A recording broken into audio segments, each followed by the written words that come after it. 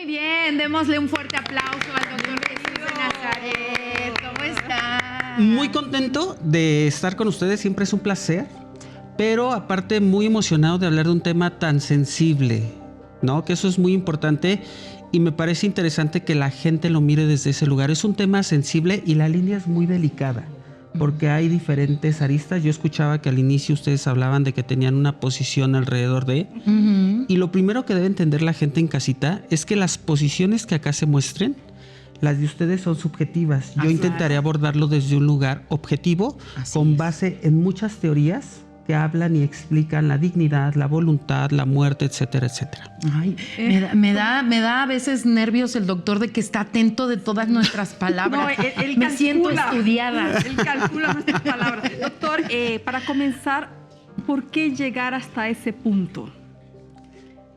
¿Por qué vemos la solución en ese punto de querer la muerte más que la vida, ¿no? Mira, voy a hablar de lo que yo tengo como expertise en consulta y por qué las personas dicen querer morir.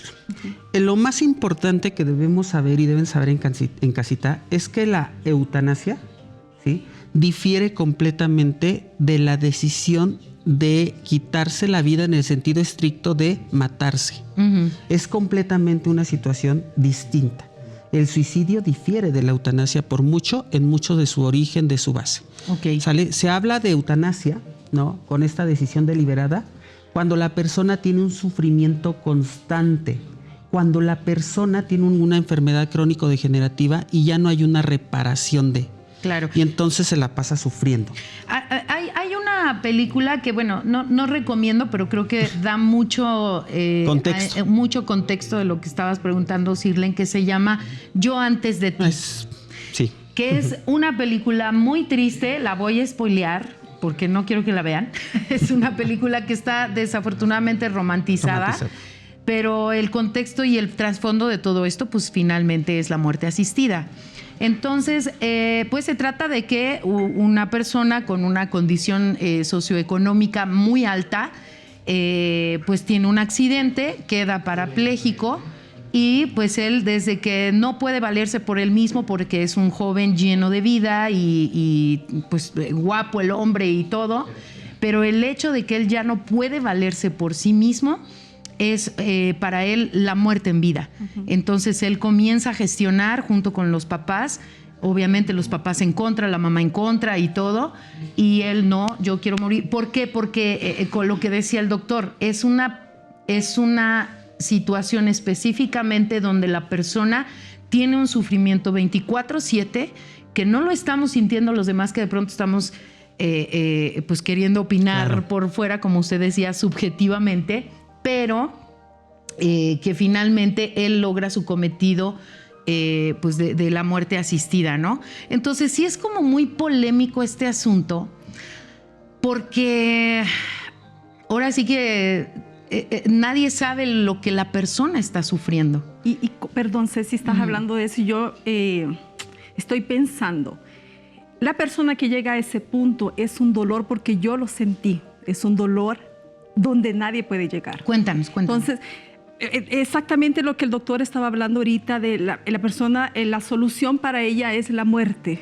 Yo viví una niñez con depresión y para mí tenía tanto dolor, nadie sabía en mi casa. Yo así, nadie abusó de mí tampoco, pero mi dolor era porque yo vivía sin mis padres. Entonces, para mí, el morir era la solución de mis problemas.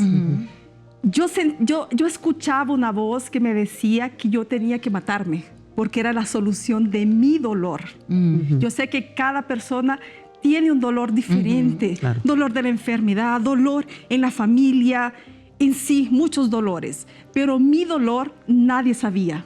Yo era una niña y nadie percibía que yo era triste, nadie percibía que yo entraba al baño para matarme. Solo que gracias a Dios nunca aconteció, pero sí yo soñaba con morir. Yo soñaba con que ese momento iba a ser el momento donde mi papá iba a llorar, mi mamá iba a llorar. ¿Por qué? Porque yo creo que sentía falta de cariño de mis padres. No es que yo no tenía cariño, yo tenía cariño. Pero dentro de mí era un dolor tan grande que nadie podía solucionar mi dolor.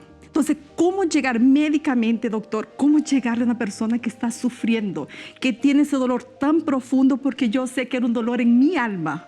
No era un dolor físico, no era algo que me faltaba porque tenía todo, pero cómo espiritualmente hoy yo lo comprendo, cómo llegarle al alma. Pero en su posición como médico, ¿cómo podemos llegar a curar ese dolor del alma? Porque si no se cura el dolor del alma, eso es lo que acontece al final, es la solución. Y perdón que extienda la pregunta, porque ahí ya vienen como diferentes temas, ¿no? Porque, por ejemplo, hablamos de la eutanasia, que a final de cuentas tiene reglas, creo, ¿no? Hay leyes. Sí, de hecho, lo primero que tenemos que saber es que en México no está ni legalizada ni está penalizada. Ni despenalizada. Pero llegan las personas al extremo de matarse. Lo que pasa es que hay que entender que existe algo que se llama voluntad anticipada, que también se conoce como eutanasia pasiva. No es lo mismo, lo voy a explicar en términos muy prácticos para que la gente pueda entender en casa. Eutanasia activa quiere decir le ponen algo para que la persona muera. Le suministran algo para que la persona muera. Que es un poco lo que tú mencionabas de Yo antes de ti, de la película. ¿Sale? Eutanasia pasiva quiere decir que me dejen de suministrar los medicamentos que me mantienen vivo o con vida, pero que no me pongan nada. La voluntad anticipada sí existe en términos legales en México y se puede realizar, ¿sale? La eutanasia como tal, la eutanasia activa, no se puede realizar. Es un tema penalizado, ¿sale? Está penado.